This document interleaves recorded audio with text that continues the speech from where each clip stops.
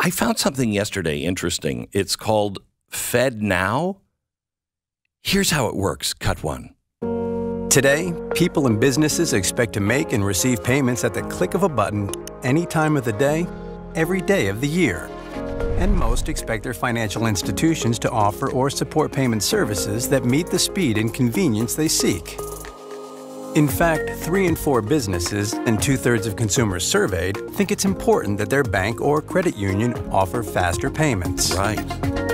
Financial institutions interested in meeting these demands can use the Federal Reserve's upcoming FedNow service to build innovative payment offerings that can help them retain and attract customers and avoid losing out to the competition.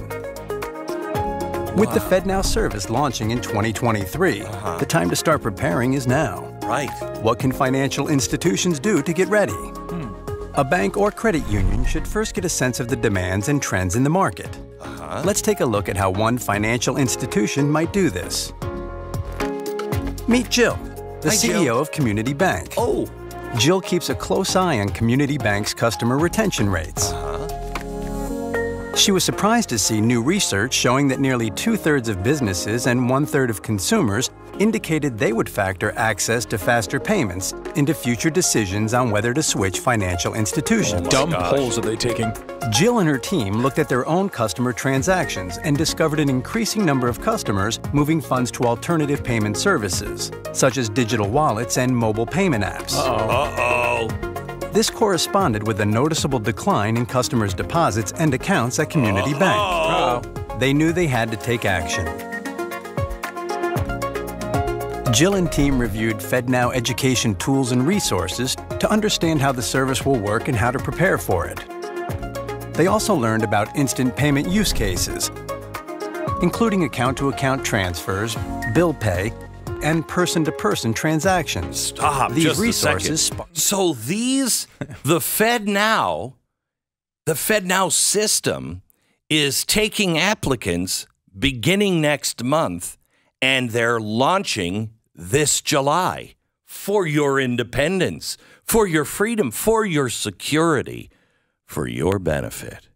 And so now you can go to one of these banks. You might meet Jill. Did I introduce you to Jill from Community Bank?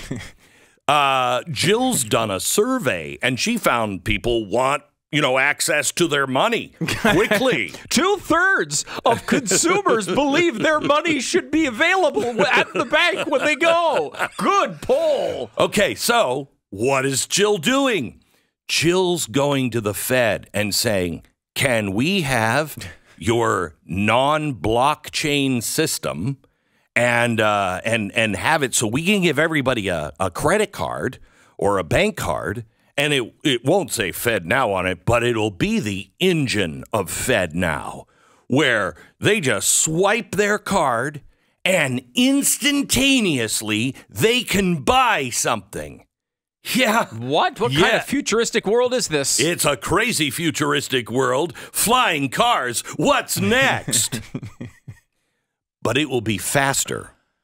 Because, see, right now, like, if you go to a bank and you need to transfer funds, you got to go to the bank and say, hey, I need to transfer these from one account to another. And then they're like, oh, okay, account number. And they write it down. Okay, and you want to transfer where? Okay. All right, sign this. Okay, then they do this really old, archaic thing. They go, okay, done. Hello? It's the year 2023. We can't wait that long. No, we need something faster, and we want it to go through the Fed every time we make a purchase of something. What could possibly go wrong with this system? Well, they want you to know this is an alternative for a Fed coin. Yeah. Yeah, they're saying, no, we want you to know clearly this is not to introduce central bank digital currency, a CBDC. No. This is an alternative to that. Why do you... Why do you? It doesn't sound like much of an alternative. It sounds like the same thing. Well, no, because you'll have a bank card instead. It'll be your local bank doing it. It looks like one thing, but it is another. And also, Jill is a man. That's how the video ends. We didn't get to that part, but that's how it ends. You find out that Jill, the CEO of Community Bank, wow, he's a dude. So did anybody hear about the, quote, much anticipated and heralded new FedNow system? Have you been waiting? Because I didn't even know about it. No. In fact, I thought all of this was a conspiracy. The video was from 2021. Yeah. It's almost like there was something behind this the whole time. Really? Yeah. Yeah. Isn't it weird that it's like, hey, everybody, we're going to do this in April. And banks, if you're having a liquidity problem, your answer is just over the horizon with FedNow. Wow. What a coincidence. But remember, this has nothing to do with a Fed coin, because that would track every dime that you spend. Oh, and some other things that you should probably be aware of. I'll tell you about that in 60 seconds. But we've been telling you about the Uniform Commercial Code. I know kids are running. Wait, Dad, is he talking about the UCC again? Turn it up. I know, it's so exciting. But the Uniform Commercial Code is the UCC is something that we use to just make everything compliant with each other, easy to do business with each other. It's been around forever, and they change it from time to time. But they've just made a major change regarding CBDC. It is changing the definition of money to include the Fed coin, which definitely is not happening. It's just FedNow, which is an alternative. Anyway, it's really important that you stop this dead in its tracks. However, we have been talking to some attorneys and everything else, and there's more to this than met the eye. When you put money into a bank, you are taking real physical cash that you possess or can possess, and you're giving that over to the bank as a deposit. When you do that, you give the bank control of that money. So as soon as you give the money to the bank, you're really no longer the owner of that money. The bank has that money.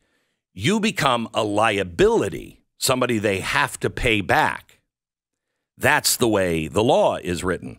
The bank owns the money, and you're still entitled to get the money back, of course, and to use the deposit account to cover expenses. But you're no longer the owner of the money. This is why the bank has the right to lend the money to somebody else without checking with you first.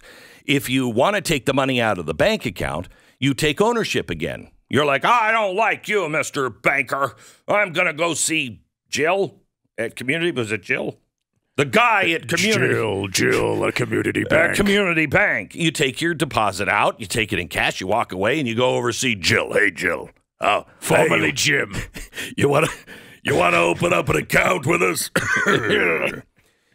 Okay, here's the problem with central bank digital currency. There is no physical cash.